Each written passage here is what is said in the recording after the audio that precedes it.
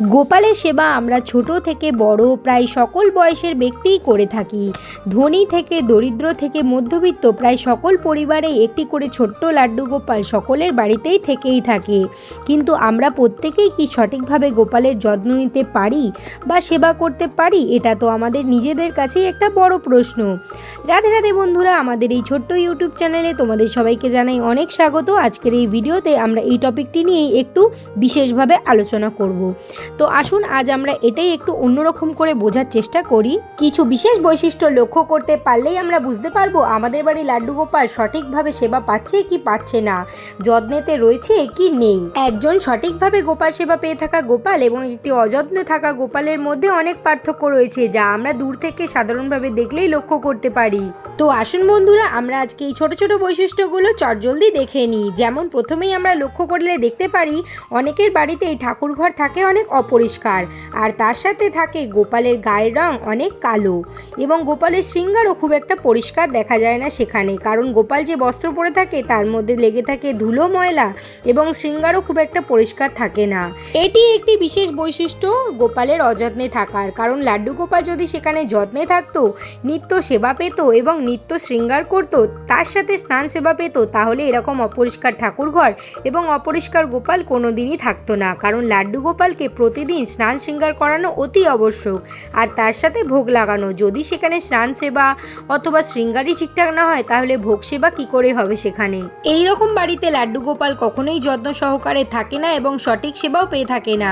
সেই কারণে এখানে শুধুমাত্রই গোপালের বিগ্রহই থেকে থাকে, বিগ্রহের মধ্যে না থাকে কোনো প্রাণ, আর ভগবান সেখানে থাকেন না নিজেও। এখন আমাকে অনেকে এই ভিডিওর মধ্যে বলতে পারে কমেন্ট সেকশানে যে অনেকের সময় তো নাও হতে পারে। তাহলে আসুন আমরা এই ভিডিওর মধ্যেই তাদেরকে এই উত্তরটাও দিয়ে দিই, কারণ যদি তার সময় নাই থেকে থাকে তাহলে তার নিজের প্রতিও কোনো যত্ন নেওয়া উচিত না, কারণ তার তো সময় নেই। তার চাইতেও যেটা বিশেষ কথা সেটি হচ্ছে, যিনি সবাইকে সৃষ্টি করেছে সেই সৃষ্টিকর্তার জন্যও তাদের সময় হয় না। এই ব্যাপারটা একটু হাস্যকরই লাগে। এইসব কথাকে আমরা বাদ দিয়ে দ্বিতীয় টপিকে এগিয়ে যেতে থাকি। তাহলে আসুন আমরা গোপুর যত্ন এবং সেবা সম্পর্কে কিছু আলোচনা করে নিই চটজলদি। যেই বাড়িতে গোপালের নিত্য সেবা হয়ে থাকে সেইখানে কখনোই ঠাকুরঘর অপরিষ্কার থাকবেই না, এরকমটা হতেই পারে না, কারণ সেখানে গোপালের নিত্য শৃঙ্গার, নিত্য সেবা এবং নিত্য স্নান অবশ্যই হবে।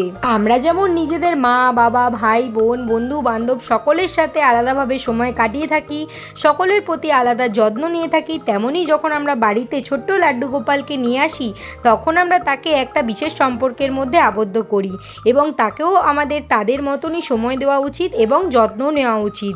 কারণ লাড্ডু গোপাল অতি ছোট্ট এবং অতি সুন্দর, যাকে আমরা যত ভালোবাসা দিব তাও কম পড়বে, মনে হবে আরও ভালোবাসি, আর এর প্রেমে পড়ে গেলে একবার তো সেখান থেকে বেরোনোরও নিস্তার নেই। লাড্ডু গোপালের সেবা দেওয়াটা এতটাও কঠিন ব্যাপার না, আমরা এটিকে যতটা সহজ করে দেখতে পারবো ততটাই আমাদের জন্য সহজ হয়ে যাবে।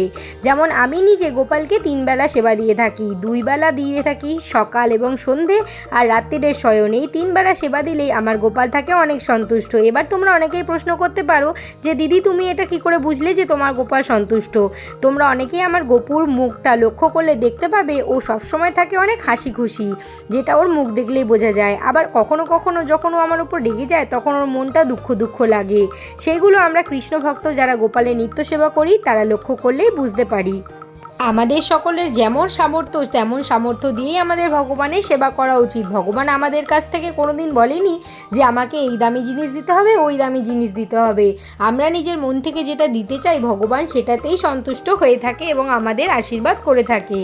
তোমরা যদি ভগবানের নিত্য সেবার ভিডিও দেখতে চাও তাহলে অবশ্যই আমাদের চ্যানেলটিকে চেক আউট করে এসো। গোপালের নিত্য সেবা এবং নানান ধরনের সেবার ভিডিও আমি আমার চ্যানেলে পোস্ট করে থাকি। তোমরা যদি আমার ভিডিও দেখতে পছন্দ করো অবশ্যই চ্যানেলটিকে সাবস্ক্রাইব করে নিও, যাতে আমি নতুন ভিডিও আপলোড করলেই তোমাদের কাছে সর্বপ্রথম সেই লিঙ্ক চলে যায়। আমি যেটুকুনি পেরেছি সেটুকুনির মাধ্যমেই তোমাদের এই প্রশ্নের উত্তর দেওয়ার চেষ্টা করেছি। যদি কারোর আমার উত্তর পছন্দ না হয়ে থাকে তার কাছে আমি ক্ষমা প্রার্থনা করছি, কারণ আমার যেটুকুনি মনে হয়েছে আমি সেটুকুনি দিয়েই বোঝানোর চেষ্টা করেছি। তোমাদের সাথে এই কথাটি শেয়ার করতে করতে আমার আজকের গোপালের শয়ন দেওয়া কমপ্লিট। আজকের ভিডিওটি এতটুকুই ছিল, দেখা হবে নতুন কোনো ভিডিওর সাথে। রাধে রাধে।